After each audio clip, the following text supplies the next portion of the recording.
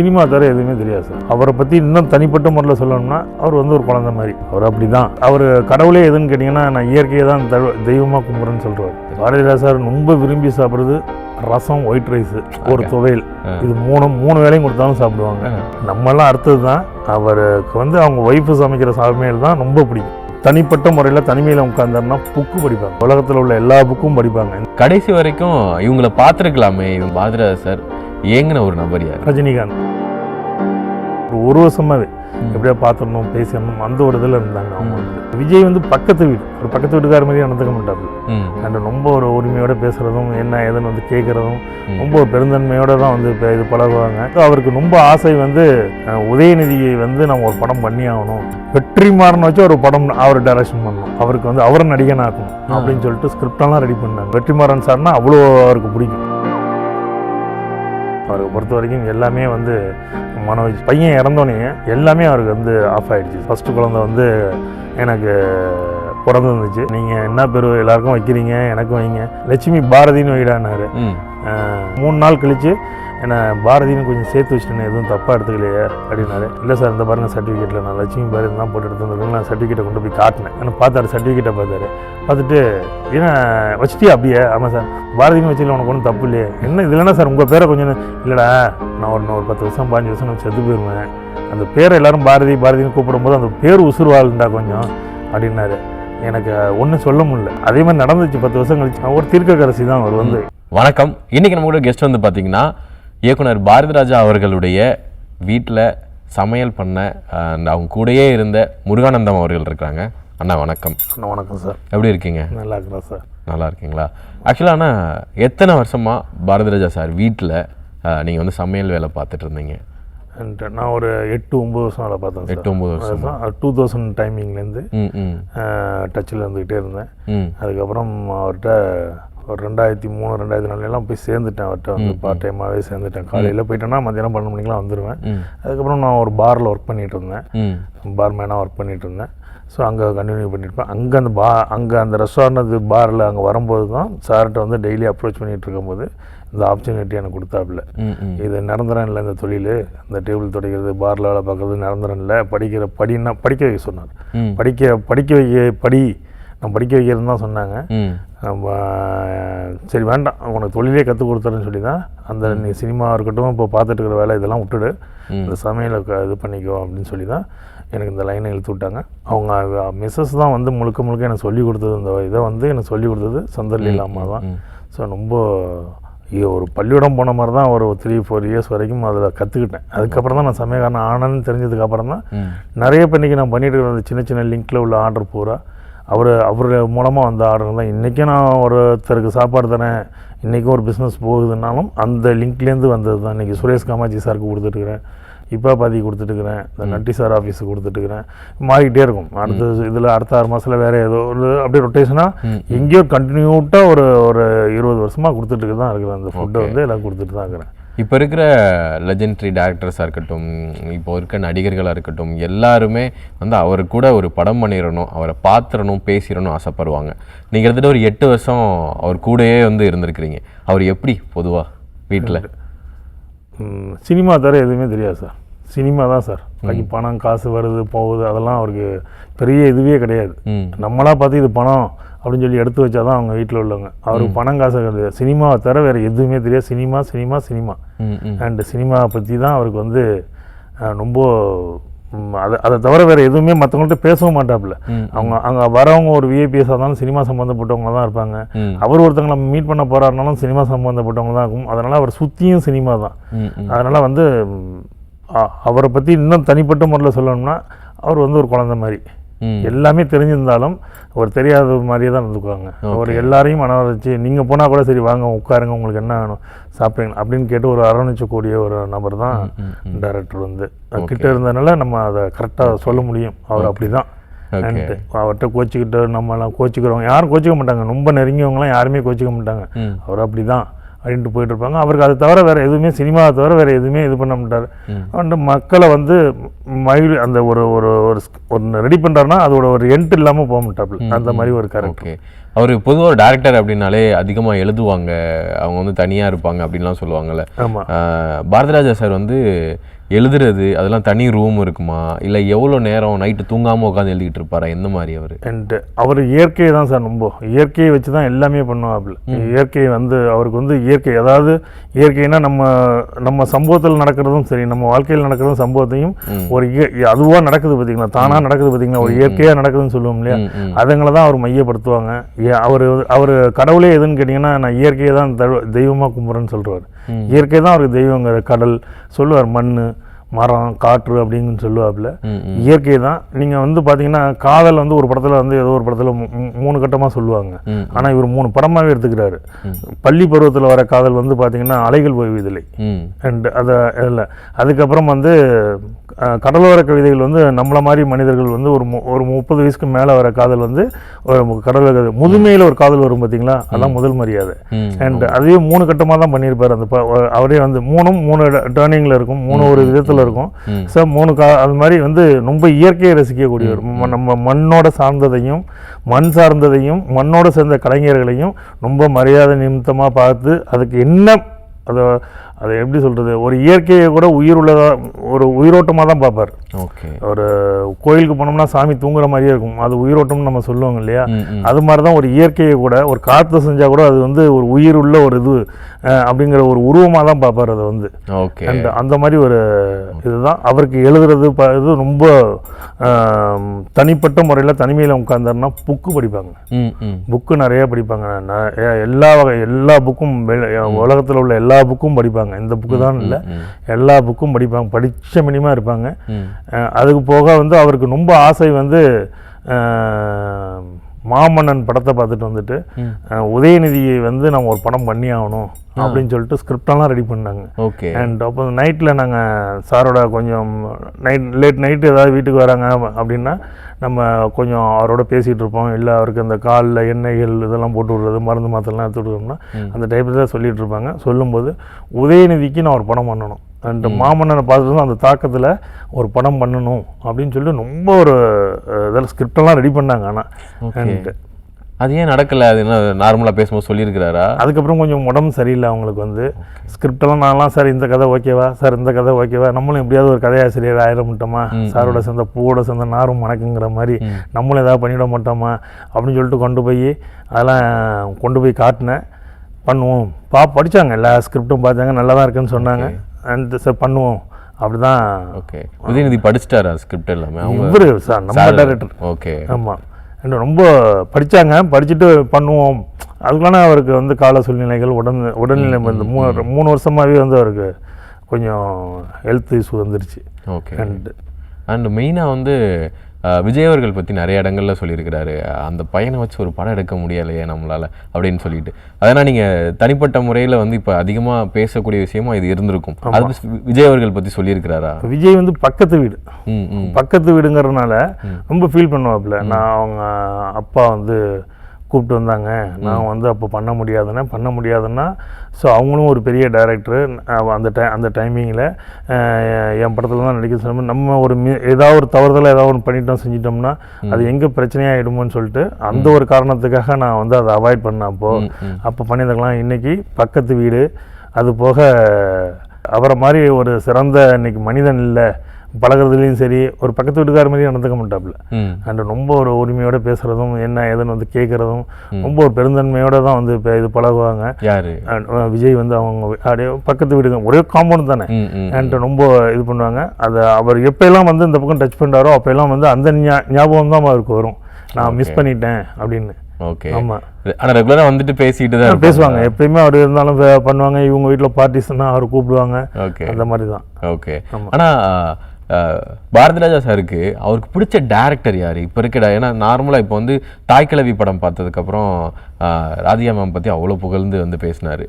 பாரதிராஜா சாருக்கு பிடிச்ச இயக்குனர் யார்? வெற்றிமாறன். அப்படியா சொல்லியிருக்கிறாரா? வெற்றிமாறன் ரொம்ப வெற்றிமாறனா அவருக்கு வந்து ரொம்ப இது வெற்றிமாறன் வச்சு ஒரு படம் அவர் டைரக்ஷன் பண்ணணும், அவருக்கு வந்து அவரை நடிகன் ஆக்கணும். அவர் அப்படி இது பண்ண வெற்றிமாறன் சார் வந்து ஃபர்ஸ்ட் படம் பண்ண போதுலேருந்து வெற்றிமாறன் சார்னா அவ்வளோ அவருக்கு பிடிக்கும். ஆமாம், அப்போக்கப்போ வந்து நான் என்ன ஒரு இதுவாக இருந்தாலும் கூப்பிட்டாங்க கூப்பிடலன்னா வந்து அப்போக்கப்போ நல்லா விசாரிச்சுட்டு போவார். அப்படியா? ஆமாம், வெற்றிமாறன் சார் வந்து கூடயே இருந்து எப்போ கூப்பிட்டாதான் இல்லை, எப்போ வேணுமாலும் வருவார். வந்து அவர் வந்து இருந்து பார்த்துட்டு இந்த உடம்பு சரியில்லாத காலகட்டத்தில் வந்து அப்போக்கப்போ என்ன ஏதுங்கிறத பார்த்துட்டு தான் இருந்தாங்க. ஓகே. ஆமாம். ஆனால் வெற்றிமாறன் சார் இப்போ வந்து அவருக்கு ஒரு விஷயம் இருக்குல்ல, அவர் விரும்பி சாப்பிட்ற விஷயம் என்னது, சாப்பாடு என்னது பாரதிராஜா சார்? பாரதிராஜா சார் ரொம்ப விரும்பி சாப்பிட்றது ரசம், ஒயிட் ரைஸ், ஒரு துவையல். இது மூணு வேளையும் கொடுத்தாலும் சாப்பிடுவாங்க. அண்ட் ரெண்டாவது நான்வெஜிடேரியன் நீங்கள் அவருக்கு ரொம்ப ஃபேவரட் இதுதான். ஸோ நம்ம 3 வேளையும் சாப்பிட்றாங்க அப்படின்னா காலைல இட்லி, பொங்கல், வடை, இதில் சும்மா கொஞ்சம் அவ்வளோதான், நார்மல் தான். மத்தியானத்தில் வந்து கிழங்கா மீன் குழம்பு ரொம்ப பிடிக்கும் அவருக்கு, சாப்பிடுவாங்க. நைட்டில் வந்து பாயா, டீலக்ஸ் ஹோட்டல்னு ஒன்று டீனரில் இருக்கும், இப்போ எடுத்துட்டாங்க அந்த இடத்த. அந்த ஹோட்டலில் உள்ள பாயாவும் இடியாப்பம் 2 பீஸ் இடியாப்பம் கொஞ்சோண்டு பாயா, அது மட்டும்தான் அவருக்கு ரொம்ப பிடிச்ச ஐட்டம். இது எல்லாமே வந்து அவங்க மிஸ்ஸஸ் சமைச்சா ரொம்ப பிடிக்குமா இருக்கு. அப்படியா? ஆமாம், நம்மளாம் அடுத்தது தான். அவருக்கு வந்து அவங்க ஒய்ஃபு சமைக்கிற சமையல் தான் ரொம்ப பிடிக்கும். ஓகே. ஆமாம். ஓகே. அவர் வந்து என்ன படத்தை பற்றி அதிகமாக பேசியிருக்கிறார்? ஏன்னா இத்தனை வருடங்களாக அவர் பண்ண படங்கள் வந்து எக்கச்சக்கம். அதில் வந்து திரும்பி பேசுகிற படம் என்னது? திரும்பி இந்த படம் இப்படி பண்ணிட்டேன், இது ரொம்ப பிடிச்சது, அந்த மாதிரி அவருக்கு ரொம்ப பிடிச்ச படம் சிவப்பு ரோஜாக்கள், கல்லுக்குள் ஈரம். ரொம்ப அவர் திருப்பி ஏன்னா அவர் அந்த படத்தில் ஹீரோவாக நடிக்கும்போது திரும்பி பார்த்த படங்களே ஒரு டைரக்டர் ஹீரோவானது அந்த இதுதான் வரலாற்றில். தமிழ் சினிமாவில் பார்த்தீங்கன்னா ஃபஸ்ட்டு டைரக்டர் வந்து ஒரு படத்தில் ஹீரோ அதிகமாகனா அதையும் அந்த கலாச்சாரத்தை உருவாக்கணும் அவர் தான். ஸோ அது ரொம்ப பண்ணுவாங்க, பேசப்பட்டது. முதல் மரியாதை ரொம்ப பிடிக்கும் அவருக்கு. ஓகே. முதல் மரியாதை திருப்பி பேசப்பட்ட ஒரு இது. அதே மாதிரி கமல்ஹாசன் சாரை வச்சு ஒரு எல்லா படமுமே அவருக்கு ரொம்ப பிடிச்ச படம். அந்தந்த காலகட்டத்துக்கு எல்லா படத்தையும் ரொம்ப திரும்ப பேசப்பட்ட படம் வந்து எப்பரால் இது பண்ணப்பட்ட படம் வந்து முதல் மரியாதையும் சிவப்பு ரோஜாக்கள் தான். ஓகே. ஸோ பாரதிராஜா சாருக்கு அதிகமாக ஒரு நல்ல க்ளோஸ் ஃப்ரெண்டு, எப்பயுமே வீட்டில் இருப்பாங்க, வந்து ஜாலியாக அவர் இவங்க வந்தால் சந்தோஷமாயிருவாங்க அப்படின்னா யார் வந்தால் சந்தோஷமாவார்? ரொம்ப ஒரு சந்தோஷம் அப்படின்னா பார்த்தீங்கன்னா வணங்காமுடி சார் தான். ஓகே. ரஜினிகாந்தோட சம்பந்தி. ஓகே. அவங்க தான் அஃபெக்ஸ் மெடிசன் கம்பெனி இருக்குங்க இல்லையா, அது அவருக்கு பிடிச்ச நண்பர், அவருக்கு வந்து சினிமாக்கெல்லாம் அப்பாற்பட்ட ஒரு நபர், அவருக்கு ரொம்ப பிடிச்சவர் வணங்காமுடி சார் தான். ஆமாம். கடைசி வரைக்கும் இவங்களை பார்த்துருக்கலாமே, இவங்க வீட்டுக்கு வந்து நல்லா இருந்திருக்கும் அப்படின்னு சொல்லிட்டு பாரதிராஜா சார் ஏங்கின ஒரு நபர் யார்? ரஜினிகாந்த். ரஜினி சார் தான். ஓகே. அவர் ரொம்ப ரஜினிகாந்த் வந்து எப்படியாவது பேசிடணும், அந்த கடைசி தருணத்தில் வந்து ரொம்ப ஒரு வருஷமாவே எப்படியா பார்த்துடணும், பேசிடணும், அந்த ஒரு இதில் இருந்தாங்க அவங்க வந்து. ஏன்னா அவரெல்லாம் பார்த்தாவே ஒரு ஜாலி ஆகிடுவார். ஓகே. அவர் பார்த்தாவே ஒரு எல்லாம் ஜாலி ஆகிடுவார். அவர் பேச்சும் சரி, ரொம்ப உரிமையோடு பேசுவாங்க. 2 பேரும் வந்து ரொம்ப உரிமையோடு பேசிக்கிறவங்க. அண்ட் அவர் ட்ரெஸ்ஸிங்லாம் எப்படி அவர் எப்பயுமே இளமையாகவே இப்போ இருக்கிற ஜென்ரேஷன் மாதிரி வச்சுக்கிறாரு, அதை பற்றிலாம் பேசியிருக்கிறாரா? பேசுவார் சார். என்ன சொல்லுவார்? அவருக்கு ஏதோ எல்லா ட்ரெஸ்ஸும் போடுவாங்க, ஆனால் மெயின் அவருக்கு வந்து ஜீன்ஸ் பேண்ட், டிஷர்ட், அதுதான் மெயின். அது வாட்ச், ஒரு பெல்ட் இருக்கும், ஷூ, ரொம்ப அப்போ இருந்து புதுசாலாம் கிடையாது, ஆரம்ப காலகட்டத்திலேருந்தே அவர் வந்து அதை ரொம்ப விரும்பக்கூடியவர். அதை போட்டாவே அவர் லுக்கே மாறிடுவார். ஓகே. ஆமாம். அவர் பார்த்தீங்கன்னா நீங்கள் இப்போ 86 வயசு, 83 வயசு வரைக்கும் அவர் வந்து நடவடையோட ரொம்ப ஒரு இதுவாக தான் இருந்துட்டு இருந்தாங்க. யாருமே சொல்ல மாட்டாங்க அவருக்கு வந்து 86 வயசுனா. அதே மாதிரியா நீங்கள் அந்த பேச்சும் சரி, அந்த நம்ம இப்போ நம்மலாம் நம்மளாம் அதை தாண்டி வந்துட்டோம்.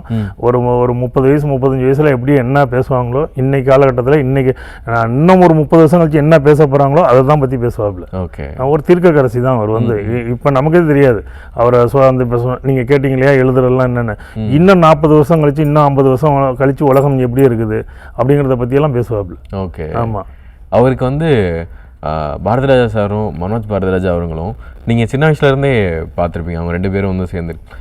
அது ரொம்ப மறக்க முடியாத நினைவுகள்னால் என்ன சொல்லலாம்? 2 பேருக்கு பாரதிராஜா சாருக்கும் அவருக்கும் வந்து மறக்க முடியாத நினைவுகள்னால் விடாமுயற்சி தான். மனோஜ் வந்து விடாமுயற்சியாக பண்ணிகிட்டே இருப்பாப்புல. எந்த ஒரு செயலாக இருந்தாலும் சரி, எதுவாக இருந்தாலும் ஒரு விடாமுயற்சியாக தான் இருக்கும். அவர் வந்து எது இருந்தாலும் அவர் போராளி. மனோஜ் வந்து அப்பா அவங்க அந்த பேர்லாம் இன்ஃப்ளிங்லாம் யூஸ் பண்ணாமல் தனிப்பட்ட முறையில் தான் அவர் வந்து அறிமுகப்படுத்தினாலும் எல்லாம் அவருக்கு இதுவாக இருந்தாலும் அவர் பண்ணது எல்லாமே ஒரு தனி போராளி. அவர் வந்து மனோஜ் வந்து அவரை மாதிரி ஒரு போராளி யாருமே இருக்க முடியாது. எல்லாமே இருக்கும், யார்ட்டையும் எதுவும் கேட்க முடியாது. அதனால தான் இன்றைக்கி சினிமா ஃபீல்டில் வந்து அவங்க அப்பா இருந்ததுக்கு என்ன வேணுமாலும் பண்ணியிருக்கலாம். மகனா இன்னைக்கு சில பேர்லாம் என்னென்னமோ பண்ணுறாங்க, என்ன வேணுமாலும் செஞ்சுருக்கலாம், என்ன வேணுமாலும் பண்ணிக்கலாம். ஆனால் அதுக்கெல்லாம் வந்து ஒரு இடத்துல கூட இடம் கொடுக்காம ஒரு போராளி, நம்ம அப்பா யார், நம்ம எதை நோக்கி பயணம் பண்ணுறோம், அதை வந்து கரெக்டாக போராடிட்டே இருந்தார். சில பேருக்கு உடனே கிடைக்கும், சில பேருக்கு கடைசி வீட்டில் தான் கிடைக்கும். அந்த மாதிரி அவர் போராடிட்டே இருந்தார். அவர் ஒரு போராளி சார். ஓகே, ஆமாம். இப்போ ரீசெண்டாக மனோஜ் அவர்கள் வந்து இறந்ததுக்கப்புறம் தான் பாரதிராஜா சார் வந்து ரொம்ப, நான் வெளியிலேருந்து பார்க்கும்போது தெரிஞ்சு ரொம்ப மனசு உடஞ்சிட்டாரு அப்படின்னு. அந்த டைமில் நீங்கள் போய் பார்த்தீங்களா? என்ன சொன்னார் அவர்? அவர் எல்லா ஆஸ்தியுமே அவர் தான், மனோஜ் தான். அவருக்கு பொறுத்த வரைக்கும் எல்லாமே வந்து மனோஜ் ஏன்னா குழந்தைங்க இதுங்க இல்லையா, மகன் இல்லையா, அதனால் அவர் வீட்டில் பிறந்த முதல் குழந்தை, அவருக்கு முதல் இது எல்லாமே அந்த இது தானே. அதனால் அதை உடஞ்சிட்டார் ஆள் வந்து. அதோட ரொம்ப இல்லைன்னா அந்த சம்பவம்லாம் நடக்கலாம், இன்னும் வந்து ஒரு 5-6 வருஷத்துக்கு இருக்கக்கூடியவர், இன்னொரு 10 வருஷம் தாண்டி போகக்கூடியவர் தான். அதுக்கப்புறம் உடஞ்சிட்டார். அதுக்கு அப்பயே வந்து அவருக்கு எல்லாமே இதாகிடுச்சு. அந்த உயிர் ஊசல் ஆடுதுன்னு சொல்லுவாங்க இல்லையா, அந்த ஒரு ஆசையில் தான் அவர் வந்து நடந்துகிட்டு இருந்தார். அண்ட் அந்த பையன் இறந்தோடனே எல்லாமே அவருக்கு வந்து ஆஃப் ஆகிடுச்சு சார். ஆமாம். அவர் அப்பாவும் பையனும் சேர்ந்து அந்த நான் நிறைய நேரங்களில் பார்த்துருக்கேன். அவர் வந்து பாரதிராஜா சார் இன்டர்வியூவில் சொல்லியிருக்காரு, என் பையனுக்கு வந்து மோட்டிவேஷனாக பேசுவாங்க, 2 பேரும் ஜாலியாக இருந்துப்பாங்க அப்படின்னு. அந்த மாதிரி விஷயங்கள்லாம் எப்படி இருக்கும்? ரொம்ப ரொம்ப எதுவுமே மண்டையில் ஏற்றிக்க மாட்டாங்க சார். நம்ம வந்து செய்கிறோம், பண்ணுறோம், வீம்புக்கு பண்ணுறது அதெல்லாம் கிடையாது. நம்ம ஏதாவது பண்ணணும், அவன் நம்ம பையன், நம்ம எதாவது பண்ணணும் அப்படின்னு அவர் நினைக்கக்கூடியவர். ஒரு உட்காந்து ஒரு ஜாலியாக ஒரு கலகலப்பாக 2 பேரும் பேசுகிறதும் சரி, சாப்பிட்ற விஷயங்களும் சரி, டிஸ்கஷன் பண்ணுறதும் சரி, ரொம்ப அதனால தான் கடைசியில் வந்து அந்த மார்கழி திங்கள்னு ஒரு படம் கூட 2 பேரும் சேர்ந்து தான் பண்ணாங்க. 2 பேரும் சேர்ந்தோட இதுதான் ரொம்ப அப்போல்லாம் வந்து ரொம்ப அப்படி ஒரு ஒற்றுமை. இல்லைன்னா அந்த ஒற்றுமை இல்லைன்னா அதெல்லாம் பண்ண முடியாது. ஏன்னா அது ஒரே ஃபேமிலியில் இருந்துட்டு அது பண்ண முடியாது. ரொம்ப அப்படி ஒரு சந்தோஷமான 2 பேருமே ஒரு சந்தோஷப்பட்டவர்கள். உங்கள் பசங்களுக்கு பாரதிராஜா சார் தான் பேர் வச்சுதான் சொல்கிறாங்க. என்ன பேர் வச்சாரு? அந்த மொமெண்ட் பற்றி சொல்லுங்கள். ஏதாவது நான் வந்து எனக்கு கல்யாணம் நிச்சயதார்த்தத்துலேருந்து கல்யாணத்துக்கு வந்தாங்க. அப்புறம் இங்கே நிறைய எனக்கு ஒரு ஹோட்டல்லாம் வச்சு கொடுத்தாங்க. இமயம்னு சொல்லிட்டு ஒரு ஹோட்டல் கோட்டுப்புறத்தில் வச்சு கொடுத்தாங்க. வச்சு நல்லா தான் போயிட்டு இருந்துச்சு. இந்த மழை வெள்ளம் வந்துச்சுங்க இல்லையா அந்த சென்னையில், அந்த டைமிங்கில் வந்து அது முழுகிடுச்சு. முழுகும் போது அதை திருப்பி என்னால் ரன் பண்ணிட்டா இருந்தால் பெரிய அமௌண்ட் தேவைப்பட்டுச்சு. புதுசாகவே அதுக்கு ஹோட்டல் ரெடி பண்ணிடலாம் பொழுதுன்னு சொல்லி தான் நான் க்ளோஸ் பண்ணிட்டேன் அந்த ஹோட்டலை. நல்லா தான் பண்ணிட்டு இருந்தேன். இமயம் சொல்லிட்டு கோட்டுப்புறத்தில் ஒரு ஹோட்டல் ஒன்று ஓப்பன் பண்ணி போயிட்டு இருந்துச்சு. அந்த டைமிங்கில் எனக்கு ஒரு குழந்தை, ஃபஸ்ட்டு குழந்தை வந்து எனக்கு பிறந்துருந்துச்சு. அதை கொண்டு போயிட்டு இது பண்ணேன். ஏன்னா ஏதாவது எழுதி எடுத்துகிட்டு வந்துக்கிறியா பேரெல்லாம் அப்படின்னு கேட்டார். இல்லை சார், நீங்கள் என்ன பேர் எல்லாருக்கும் வைக்கிறீங்க, எனக்கும் வைங்க. ஆறில் வச்சா நீங்கள் என்ன நடிக்க வைக்க போறியா, ஆட வைக்க போறியான்னு கேட்டாங்க. இல்லை சார், நான் படிக்க தான் சார் வைக்க போகிறேன் அப்படின்னேன். அப்போ லட்சுமின்னு வைடா, லட்சுமி பாரதின்னு வைடான்னாரு. ஏன் பாரதி வச்சுட்டாப்ல. வச்சுட்டு நான் ஒரு 3 நாள் கழித்து ஏன்னா பாரதின்னு கொஞ்சம் சேர்த்து வச்சுட்டேன்னு எதுவும் தப்பாக எடுத்துக்கலையே அப்படின்னாரு. இல்லை சார், இந்த பாருங்கள் சர்டிஃபிகேட்டில் நான் லட்சுமி பாரதி தான் போட்டு எடுத்து வந்துருக்கேன்னு நான் சர்டிஃபிகேட்டை கொண்டு போய் காட்டினேன். இங்கே பாருங்கள், கார்பரேஷன் சர்டிஃபிகேட் எடுத்துட்டேன், லட்சுமி பாரதி தான் கொடுத்துக்கிறேன் பாருங்கள். ஆனால் பார்த்தாரு, சர்டிஃபிகேட்டை பார்த்துட்டு ஏன்னா வச்சுட்டியா அப்படியே? ஆமாம் சார், பாரதின்னு வச்சுல உனக்கு ஒன்றும் தப்பு இல்லையே. என்ன இது இல்லைன்னா சார் உங்கள் பேரை கொஞ்சம் இல்லைடா, நான் ஒரு 10 வருஷம் 15 வருஷம் கழிச்சு செத்து போயிடுவேன். அந்த பேரை எல்லோரும் பாரதின்னு கூப்பிடும்போது அந்த பேர் உசுறுவாள்ண்டா கொஞ்சம் அப்படின்னாரு. எனக்கு ஒன்றும் சொல்ல முடியல. ஆனால் அதே மாதிரி நடந்துச்சு. 10 வருஷம் கழிச்சு அவர் அந்த இதை வந்து அவரே அப்பயே கணிச்சிட்டார் பொழுது. கரெக்டாக 10 வருஷம் 9 வயசு ஆகுது என் பொண்ணுக்கு. அதான்ட்டு சொல்லிட்டாரு. சொன்னால் திருப்பி 2வது குழந்தை பிறந்து 1 வருஷம் வரைக்கும் பேரே வைக்கல. சார் பேர் வைக்கணும், ஃபோன் அடித்து டிஸ்டர்ப் பண்ணிகிட்டே இருப்பேன். என்ன கொரோனா டைம் இப்போ சரி, நாளைக்கு எல்லாரையும் எங்கள் வீட்டில் ஃபேமிலியோட வர சொல்கிறேன். இல்லை சார், நான் தான் சார் குழந்தைய தூக்கிட்டு ஃபேமிலியோட வரணும். இல்லைடா, எல்லாரும் சேர்ந்து வச்சுருவோம்டா, நீ உன் பேரை அவர் வசதி இல்லை அப்படின்னு சொல்லிட்டு அன்றைக்கி தான் மனோஜ் ஒய்ஃபு, அவருடைய ஒய்ஃபு எல்லாருமே இருந்தாங்க அன்னைக்கு. அண்ட் கொரோனா டைமிங்கில் எனக்கு ஒரு ஸ்பெஷல் பாஸ் வாங்கி கொடுத்து நீ வீட்டுக்கு எப்படியாவது வந்து சேர்ந்துரு அப்படின்னு சொல்லிட்டு போயிட்டு ஒரு பேர் வச்சேன். 2வது குழந்தைக்கு அகிரா பாரதின்னு பேர் வச்சார். ஏன்னா நானே வைங்க அதே மாதிரி ஒரு பேர் வைங்க சார்னு சொன்னேன். அகிலா இல்லடா அகிரா, அவர் சயின்டிஸ்டோட பேர் அது ஜப்பானில் அப்படின்னு சொல்லிட்டு ரான்னு சொல்லிட்டு எனக்கு வந்து அது முஸ்லீம் நேம் தான் நினைக்கிறேன் அது வச்சாங்க. எனக்கு ஒன்றும் பிரச்சனை இல்லையா? இல்லை சார், நீங்கள் எது சொன்னாலும் கரெக்டாக இருக்கும். டேபிள் தொடச்சிட்டு இருந்த என்ன வந்து இவ்வளோ தூரம் கொண்டு வந்து நிறுத்திக்கிறீங்க, நீங்கள் எது சொன்னாலும் கரெக்டாக தான் சார் இருக்குன்னு. இன்றைக்கும் அந்த பேர் தான் எனக்கு, அந்த குழந்தைக்கும் அகிரா பாரதி தான். அவர் நிறைய இடங்கள்ல லவ் பற்றி, காதல் பற்றி நிறைய இடங்களில் பேசியிருக்காரு. ரொம்ப பாசிட்டிவாக இருந்துச்சு. அவர் மனைவி மேலே அந்த அந்த அன்பு எந்த மாதிரி இருக்கும்? ஏன்னா இல்லை நம்மளும் நார்மலி பார்க்கும்போது இருக்கும்ல, அது எப்படி இருக்கும்? எந்த இடத்துலையும் விட்டு கொடுக்க மாட்டார் சார் யாரையும். ஓகே. எந்த இடத்துலையும் யாரையும், அவங்க ரிலேஷன் தான், அவங்க மிஸ்ஸஸ் எல்லாம் வந்து அவங்க சொந்த ரிலேஷன் தான். ஒரு இடத்துல கூட யாரையும் விட்டு கொடுக்க மாட்டாங்க. அவங்க குழந்தைங்களையும் சரி, அவருடைய மனோஜா இருக்கட்டும், அவங்க பொண்ணு ஜனனியா இருக்கட்டும், யாரையும் ஒரு இடத்துல கூட விட்டு கொடுக்க மாட்டாங்க. லவ் பண்ணா எல்லார் மேலேயும் ஒரே மாதிரி தான் இருக்கும். எல்லார் மேலேயும் விட்டே கொடுக்க மாட்டாங்க. குடும்பம் அந்தந்த டைமிங்கில் சின்ன சின்ன சலசலப்பு வந்துட்டு போவோம். மறு நிமிஷமே வந்து இவர் தான் போயிட்டு கதவை தட்டி எல்லாருமே அரவணைக்கிறதுலையும் சரி, பேசுறதுலையும் சரி, என்ன வேணும்னு கேட்டு செய்கிறதுலையும் சரி, யாருக்காக இருந்தாலும் சரி செய்கிறதும் சரி. அவரை மாதிரிலாம் இன்னொரு இது வந்து நம்ம சினிமாவில் பார்க்குறத விட 100 பங்கு அதிகமாக இருக்கும். ஓகே. ஆமாம். அந்த அம்மா வந்து கடவுள் பக்தி உள்ளவங்க, ரொம்ப கடவுள் பக்தி உள்ளவங்க. அண்டு கோயில் கொள்ளம்னு, ஏன்னா ஒரு முறை வதந்தி வந்திருக்கும், பாரதி ராஜா இறந்துட்டாருன்னு கூட ஒரு 3 மாதத்துக்கு முன்னாடியே வதந்தியெல்லாம் வந்திருக்கும். அதுக்கப்புறமா அந்த டைமிங்லாம் ரொம்ப சீரியஸான இதுதான். அந்த அம்மாவோட அணுகரணையிலே தான் அந்த அம்மா வந்து ஒவ்வொரு கோயில் குளமும் இந்த வயசுலையும் அவங்க வந்து ஒவ்வொரு கோயிலும் குளமுமா ஏறி இறங்கி காலையிலேயே 3 மணிக்கெல்லாம் எழுந்துச்சு கோயிலுக்கு போகிறதும் இப்பயும் சரி. எல்லாரும் சொல்கிறாங்க கோயில் தான். என்ன அவ்வளோ ஒரு சாமியை பயபக்தி. நம்ம பூஜை ரூம்னு சொல்லுவோம் இல்லையா? ஆமாம். ஒரு 2 பெட்ரூம் சேர்ந்தா எவ்வளோ பீஸ் இருக்குமோ அவ்வளோ பீஸ் இருக்கும் பூஜை ரூம். ஆமாம். இவரே இப்போ கட்டி கொடுத்தது தான்.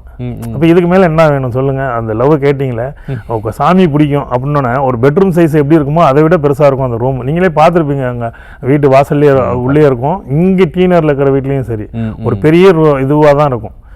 ரூமாக தான், பூஜை ரூம்னா ரூமாவே இருக்கும், சும்மா செல்ஃப் மாதிரிலாம் இருக்காது.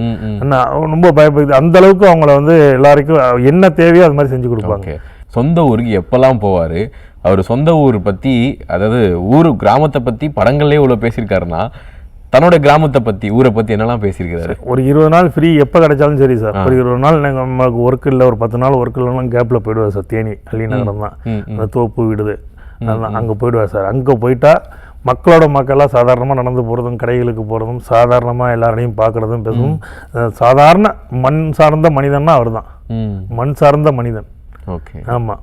மக்களாக கலந்துருப்பார். நாங்கள் ஊருக்கு போயிட்டு நம்ம வந்து ஒரு டைரக்டரு, நம்ம அந்த சினிமா ஊர் அந்த இதெல்லாம் கிடையாது. நம்ம பிறந்த ஊரில் நம்ம எப்படி இருப்போமோ, நம்ம சொந்த பந்தம் எப்படி இருப்பாங்களோ அந்த ஒரு இதை எல்லாரோடையும், வயல்வெளியிலையும் சரி, வேலை பார்க்குறவங்கள்ட்டையும் சரி, எல்லாத்தையும் சாதாரணமாக நார்மலான ஒரு பாரதிராஜா சாராக தான் பார்க்க முடியும் அவர் வந்து. ஆமாம். போனா ஜாலியா வைப்ல இருப்பாங்க. மொத்த ஊரு கூட வந்து ஜாலியா முழுத்துக்கிட்டு எல்லாரோடையும் சொந்த பந்தமே பெரிய சொந்தம், ஒரே சொந்த பந்தம் தான் இருக்கு. அதனால வந்து எப்பயுமே ஒரு ஒரு ஒரு ஃபன்னாக தான் இருப்பாங்க. எல்லார்ட்டையுமே வந்து யார்ட்டையும் வந்து ஒரு முகம் சொலிச்சதாவோ, யாரையும் வந்து ஒரு கருங்கருன்னு வச்சதோ அந்த மாதிரிலாம் இருக்க மாட்டாங்க. ஆமாம். ஓகே. உங்களுக்கு வந்து பாரதிராஜா சார் கூட நிறைய ஷூட்டிங் போவார். இப்போ நீங்கள் இருந்த காலங்களில் அவருடைய ஷூட்டிங் வாழ்க்கை எப்படி இருக்கும்? ஏன்னா அவர் வந்து போயிட்டு வர்றது கூடவே இருந்திருப்பீங்க. ஆமாம் சார். அந்த டைம் எப்படி இருந்தது? அந்த டைமிங்கில் வந்து அவருக்கு வந்து எல்லாமே பார்த்துக்கிட்டு வந்து குமார்னு ஒருத்தர், கிட்டத்தட்ட 30-35 வருஷமா அவர் தான் டிரைவர், மேனேஜர் எல்லாமே அவர் தான். அண்ட் குமார், நாஞ்சில் குமார்னு சொல்லுவாங்க. குமார்னு ஒருத்தர் இருந்தாங்க. அவர் எல்லாமே எங்கேயுமே எதுவும் பண்ண மாட்டாப்புல, போக மாட்டாப்புல. மகேஷ்னு ஒரு மேனேஜர் இருந்தாங்க, இப்பயும் இருக்கிறாங்க. அண்ட் மகேஷ் அவர் தான் நம்மளே வந்து இவனை சேர்த்துக்கலாம்னு இது பண்ணாங்க. அப்போ நான் போன டயத்தில் தோத்தாத்திரின்னு ஒரு டைரக்டர் இருந்தாங்க. அவர் தான் சலீம் படம் டைரக்ஷன் பண்ணவர் தோத்தாத்திரி. நிர்மல் குமார்னு இப்போ நேம் வச்சுக்கிறாங்க. இவங்க 3 பேரும் இல்லாமல் எதுவுமே பண்ண மாட்டாங்க. ஆமாம், 3 பேரும் இல்லாமல் எந்த இடத்துக்கும் போக மாட்டாங்க, எதுவுமே செய்ய மாட்டாங்க. அந்த மாதிரி தான் போயிட்டு இருந்தாங்க. அண்ட் அந்த காலகட்டத்தில் 2000லேருந்து 2010 வரைக்கும் இவங்க எல்லாமே எதுவுமே நகர மாட்டாங்க. இவங்க 3 பேரும் தான் எல்லாமே. ஷூட்டிங்காக இருந்தாலும் சரி, எங்கே போனாலும் இந்த 3 பேர் முன்னாடி போயிட்டு இருப்பாங்க, பின்னாடி அவர் வந்துட்டு இருப்பார். அந்த மாதிரி தான் இருக்கும். டெய்லி நைட் அவர் தூங்குறதுக்கு முன்னாடி ஒரு பழக்கம் இருக்காங்களா அவருக்கு? அது என்ன பழக்கம்? காலில் எண்ணெய் போட்டுக்குவாங்க, இல்லைன்னா காலில் வந்து ஐஸ் கட்டி வச்சுருப்பாங்க. எதனால? நின்றுக்கிட்டே இருக்கிறாங்க, சுகர் வேறு. அதனால் அந்த காலில் வந்து டேரக்டர்னால நின்றுக்கிட்டே வேலை பார்த்துட்டு இருக்கேன், நின்றுட்டு இருக்கிறதுனால அவருக்கு சுகர் வேறு. இப்போ நமக்கே சரி, அந்த காலில் வந்து ஒரு டாக்டர் சொன்னாங்க, கிளாத்தில் வந்து ஐஸை ஃபுல் பண்ணி, இல்லைன்னா அதை கிளாத்தில் தண்ணியில் நினச்சி ஃப்ரிட்ஜில் வச்சுட்டு அதை காலில் வச்சுருப்பாங்க, அதை பாதத்தில் வச்சுருப்பாங்க. அப்படி இல்லைன்னா ஆயில், அதுக்கான ஆயில் இருக்குது, அந்த ஆயிலுங்களை போட்டு காலை தட்டினா தான் அவர் தூங்குவார். அந்த காலில் ஆயில் போட்டால் எரிச்சல். அண்ட் இதுக்குன்னே நர்ஸுங்க எல்லாமே இருந்தாங்க. நாங்களும் போயிட்டு உட்காந்து அது தூங்க வைக்கும்போது கூட பக்கத்தில் வந்து அந்த பெட்டில் பார்த்தீங்கன்னா நம்மளை சார்ந்த எல்லாருமே படுத்து எல்லாருமே ஒன்றா தான் இப்பயும் சரி எனக்கு இருந்தாங்கன்னா எல்லாரையும் ஒன்றா தான் படுத்து தூங்குவார். ஓகே. ஆமாம், நீங்கள் போய் அங்கே படுங்க அதெல்லாம் சொல்லவே மாட்டாங்க. குடும்பத்தில் எல்லாம் சேர்ந்தா தூங்க. அவர் டைரக்டர் மட்டும் படுத்திருக்காங்கன்னா அவர் கூட ஒரு 2 அசிஸ்டன்ட் இருக்கிறாங்க. இன்னைக்கு 2 பேர் அசிஸ்டன்ட் இருக்கிறாங்க. அவருன்னா அவரும் அவரோட தான் தூங்கணும். ஆமாம், இந்த பக்கம் ஒரு ஆள் இந்த பக்கம் ஒரு ஆள் அப்படி தான். அண்ட் தனியாலாம் போய் தூங்கினாலாம் இல்லை. ஆமாம், சேர்ந்து தான். ஆமாம், இவர் எழுந்துச்சு காலைல எவ்வளோ வேலையாக இருந்தாலும் காலைல வாக்கிங் போயிடுவார். 5 மணிக்கு எப்போ படுத்தாலும் 5 மணிக்கு எழுந்து வாக்கிங் போயிடுவார்.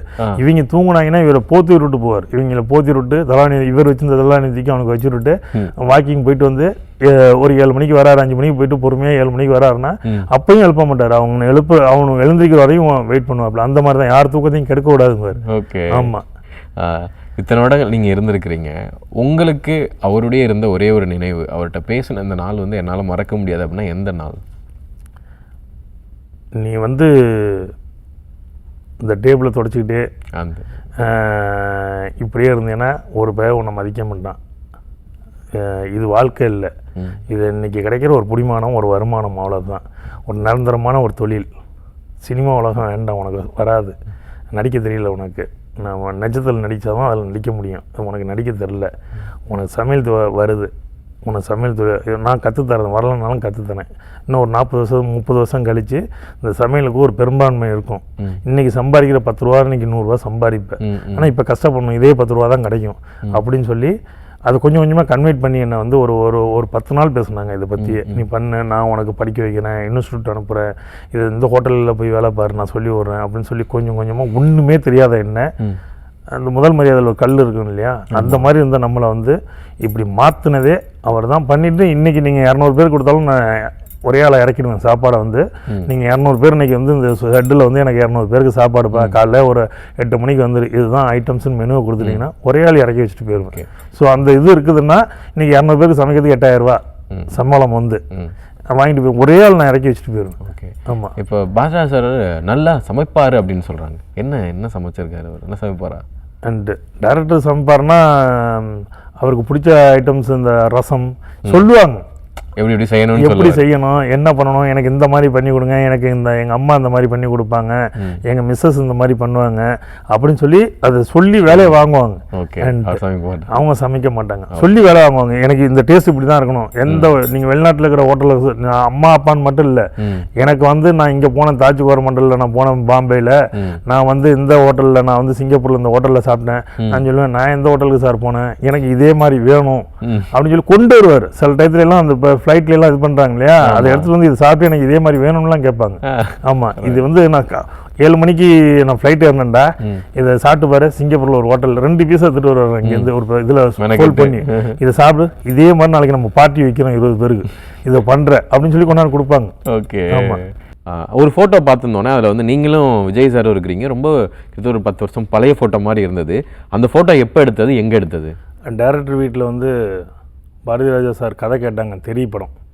மகேந்திரன் நடிக்க வேண்டிய இது வந்து சார் தான் நடிக்க வேண்டியது. அப்போ விஜய் சார், ஜெகதீஷ், ஜிவி, அட்லி இந்த 4 பேர் தான் வந்து கதை சொல்லி எல்லாம் இது பண்ணாங்க. கதை சொல்லும்போது டைரக்டரை கேட்டு அந்த மகேந்திரன் சார் நடிக்க வேண்டியதை நான் நடிக்கிறேன் அப்படின்னு தான் சொன்னாங்க. அதில் ஏதோ தலைகீழ கட்டி தொங்க விடுற மாதிரி மகேந்திரன் சாருக்கு அந்த சீனு இல்லைன்னா நான் நடிக்கிறேன் அப்படின்னு சொன்னாங்க. இல்லை சார் அவர் கதைக்கு ரொம்ப இம்பார்ட்டன்ட்னு சொன்னாங்க. இல்லைன்னா நான் நடிக்க மாட்டேன் அப்படின்னு சொல்லிட்டு ஒரு ஒதுங்கிட்டார். ஏன்னா தலைகீழ கட்டி தொங்க விடுற நீ நான் இன்னும் ஒரு 10 நாள் கழிச்சு நான் இன்னாரையே தலைகீழ கட்டி தொங்க விட்டணும், ஊர் பூரா டம் கடிப்பேன், வேண்டாண்டா எனக்கு அது அப்படின்னு சொல்லி ஒதுக்கிட்டாப்ல. இப்படியே சொன்னார், சிரிச்சுட்டே சொல்லிட்டாப்ல, சிரிச்சுக்கிட்டே நீ இன்னொரு 10 வருஷம் கழிச்சு நான் இன்னாரே இப்படி போட்டவரையே நான் தலைகளை கட்டி தொங்க விட்டோன்னு சொல்லுவேன், அதனால நீ அவ்வளோ பிடிவாதம்னா நான் அதை விட பெரிய பிடிவாதம், எனக்கு வேண்டாம்டான்ட்டு போயிட்டார். அதுக்கு அட்லி என்ன சொன்னார்? அட்லி இல்லை சார் நீங்கள் பண்ணலாம் சார், நான் வேணுமா சேஞ்ச் இல்லை நான் வரல, வேண்டாம் அந்த சீனை நீ எடுக்கிறா தான் நான் வரேன் அப்படின்னு சொல்லிட்டு போயிட்டாப்புல. ஆனால் அட்லி வந்து நீங்கள் பண்ணியே ஆகணும் சார்னாப்புல. இல்லை நீ பிடிவாதம்னா நான் அதை விட பெரிய பிடிவாதம் அப்படின்னு சொல்லிட்டு அதனால அவரும் ரொம்ப நாள் வெயிட் பண்ணிட்டு இருந்தாப்புல சொல்லுவாப்புலன்னு, நீ எடுக்கிறா தான் நான் பண்ணுறேன். ஆனால் அப்புறம் வேறு ஏதாச்சும் வாய்ப்பு இல்லாமல் தான் அடுத்தது வந்து அந்த மகேந்திரன் சாரை வந்து இது பண்ணாங்க. அப்படியே பார்த்தோம்னா விஜய் சார் என்ன ரியாக்ஷன் கொடுத்தாரு அதுக்கு? வேணான்னு சொல்கிறதுக்கு? அது நீங்களாச்சு டேரக்டர் ஆச்சு, நீங்கள் 2 பேரும், நீ படத்தோட டேரக்டர், நான் வந்து ஹீரோ, நீ ஃபிக்ஸ் பண்ணுறது எல்லாமே உன்னுடைய பொறுப்பு, அதை நீ பார்த்துக்கோன்னு சொல்லிட்டு அவர் ஒதுங்கிட்டாப்புல. அதுக்கப்புறம் என்னைக்கா ஒரு நாள் நடிச்சிருக்கலாமே, இல்லைன்னா அது நடிச்சது நடிக்க அதை பற்றி ஃபீலே பண்ண இல்லை, வேண்டான்னு ஒரு முடிவு அவர் முடிவு பண்ணிட்டாருன்னா திருப்பி அதெல்லாம் பற்றி ஃபீலே பண்ண முடியாது. ஆமாம், அன்னைக்கு நம்ம ஃபுட்டு ரெடி பண்ணோம், அந்த 4 பேருக்கும் நான் தான் ரெடி பண்ணேன் எல்லா ஐட்டமும் ஃபுட்டு. அப்போ அந்த விஜய் சார்கிட்ட வந்து, சார் நான் ஒரு ஃபோட்டோ எடுத்துக்கலாம்னு கேட்டேன். என்னை பார்த்துட்டு, எங்கடா போகிற இடம்லாம் நீயே வந்துடுற, எல்லா இடத்துலையும் நீ தான் இருக்கிற, எங்கே போனாலும் நீ தான் வந்து நிற்கிற, இங்கேயும் போட்டவா, வா எடு, இதோட எத்தனாவது போட்டோம், 100வது போட்டவா அப்படின்னு போட்டு மாட்டுறான்னு சொல்லிட்டு போயிட்டார். So thank you so much. நான் பாரதிராஜா அவர்களுடைய டைரக்டர் அவர்களுடைய நிறைய நினைவுகளை பகிர்ந்துக்கிட்டீங்க. ரொம்ப ரொம்ப நன்றிகள்ண்ணா. தேங்க்யூ. ஒன்று அவரை வந்து அவர் வந்து ஒரு மண்ணின் மைந்தன், ஒரு மண்ணின் கலைஞன், மண் சார்ந்த மனுஷன். அவரை வந்து ஒரு நல்லடக்கம் அரசு மரியாதையோடு செஞ்ச விஜய் சாருக்கு ஒரு நன்றி. ஏன்னா யாரையும் எதிர்பார்க்காம, யாரும் இது பண்ணாமல் அவரே எல்லாமே முன்னின்று எல்லாத்தையும் ஏற்பாடு பண்ணி செஞ்சவருக்கு ஒரு ஃபஸ்ட்டு அவருக்கு வந்து ஒரு நன்றியை சொல்லிக்கிறேன் நான்.